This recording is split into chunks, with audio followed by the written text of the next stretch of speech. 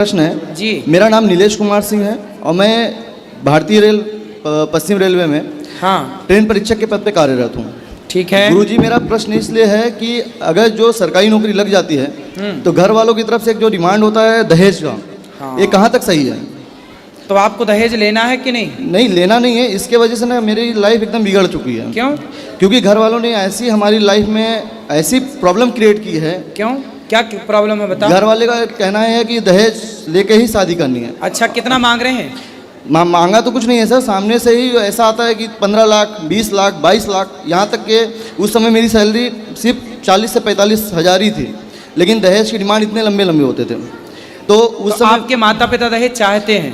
पिताजी तो नहीं है, मेरे मामा ने मेरी बचपन से परवरिश की है और मेरी मम्मी मामा के साथ में ही रहती थी। और जब ये मेरी नौकरी लगी तो मेरी सिर्फ एक दिन की ही खुशी रही नौकरी लगने की।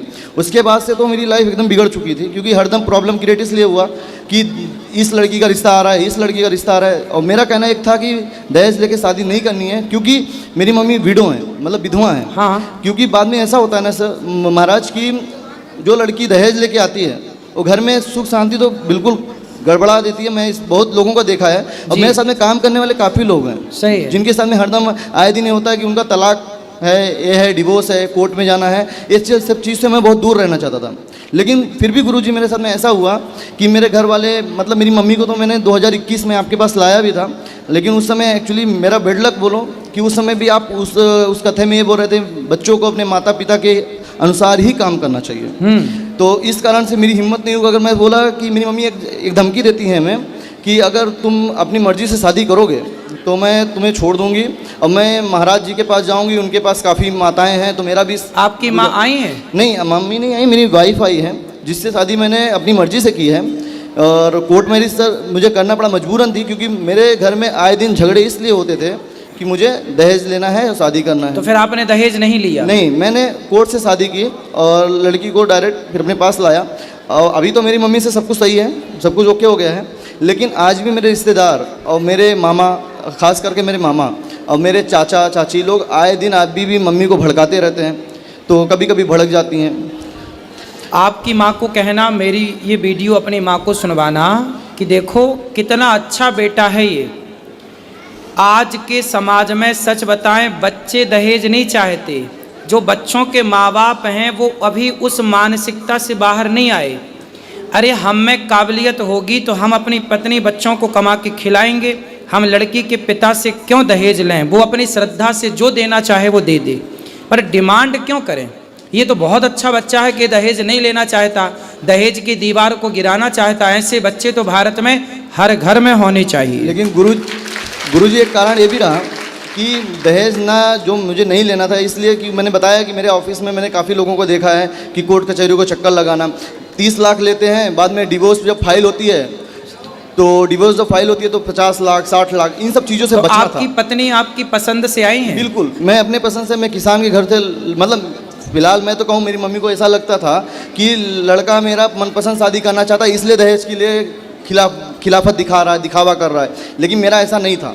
मेरा कहना था ठीक है, मेरी पसंद से शादी नहीं करनी है कोई बात नहीं, लेकिन शादी करूँगा तो किसान के घर की लड़की होनी चाहिए या गरीब घर की लड़की होनी चाहिए। जो मेरा कहने का मतलब गुरुजी इसलिए था क्योंकि मेरी मम्मी को आज मान लो दहेज दे दिया, और कल को ऐसा होता था, ज़्यादातर तो यही होता है ना कि दहेज लेके आएंगे, 2 महीने 3 महीने तक लड़कियां अच्छे से रहती हैं, उसके बाद में फिर अपने रंग रूप दिखाना चालू कर देती हैं। बिल्कुल सही है गुरुजी, इसलिए ही मैंने ऐसा किया, क्योंकि अगर मान लीजिए आज चलो दहेज मैंने मम्मी के कहने पे ले लिया, मम्मी को खुश करने के लिए। सही है। अब बाद में क्या होता है कि मम्मी को ही नाराजगी होती है, अरे मेरी बहू तो ऐसा कर रही है, मेरी बहू तो ऐसा बिल्कुल। तो ये अपनी सास का पूरा ख्याल रखती हैं? बिल्कुल गुरुजी, मैंने मतलब अपने मुंह से बोल ही नहीं सकता, वो तो मेरी मम्मी कभी आएंगी तो मैं ज़रूर आपसे मिलाऊंगा।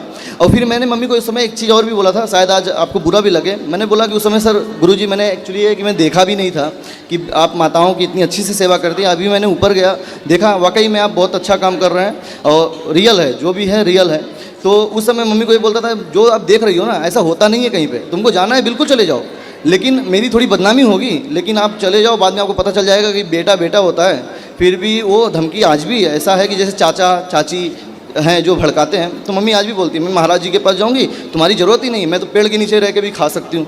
तो गुरुजी आप भी बताइए, एक संदेश दीजिए, वीडियो ज़रूर मैं दिखाऊँगा कि ये क्या सही है। आपकी माँ आएंगी तो मैं माँ को समझाऊंगा कि ऐसा बेटा सबके घर में होना चाहिए। और आपकी पत्नी से बात कराइए। बिल्कुल।